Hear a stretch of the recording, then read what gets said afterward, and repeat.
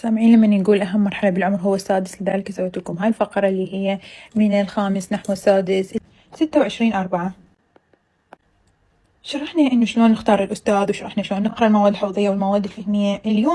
اليوم عقدنا إنه إحنا ثبتنا على اليوتيوب أو ممكن على الخصوصي، بس أنت مدرسك ما يضبطك بالامتحانات، شلون أنت تمتحن نفسك.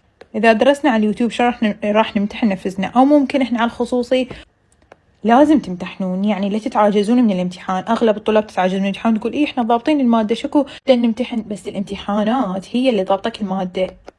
ليش؟ لان راح يعرفك انه انت وين خطأك، وانت بيا نقطه ضعيف وبيا موضوع انت ما ضابطه، تحدد لك مدى انضباطك ومدى انضباطك للماده وانضباطك انت بالسادس.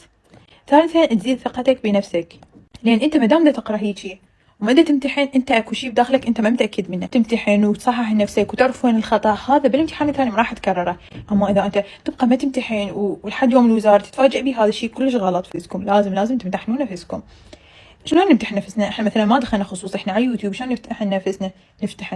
تمتحنون نفسكم. قلت لكم اكو برنامج اسمه زبيب، هذا بيه الاسئله الوزاريه لكل موضوع. مثلا خلصت موضوع، اي موضوع الاستفهام او جزء منه، طلعون الاسئله الوزاريه مالها، حلوه بورقه وقلم، تجون صححون نفسكم، تشوفون وين خطأ مالكم. وذا برنامج زبيب فهو اصلا يعطيك مساحه انه انت تحل، وبعدين لما ندوس عرض الحل هو راح يعرض لك الحل الصح وتقارن بين حلك وحله. هذا الشيء يخليك تضبط الماده وتراجعها. لازم تمتحنون. حتقولون احنا باليوتيوب ايش قد نمتحن نفسنا. مثلا بالعطله انتم مقررين مثلا هاي الماده تقروها 4 محاضرات بالاسبوع، فشنو تخلون يوم للمراجعه.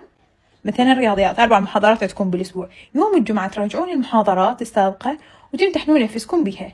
هيك راح تضبطون نفسكم وما تتعبون على نفسكم، ويوم تمتحنون ويوم ما تمتحنون تاجلون وتسخطون. لا، خلوها يوم الجمعه هي بس الامتحانات.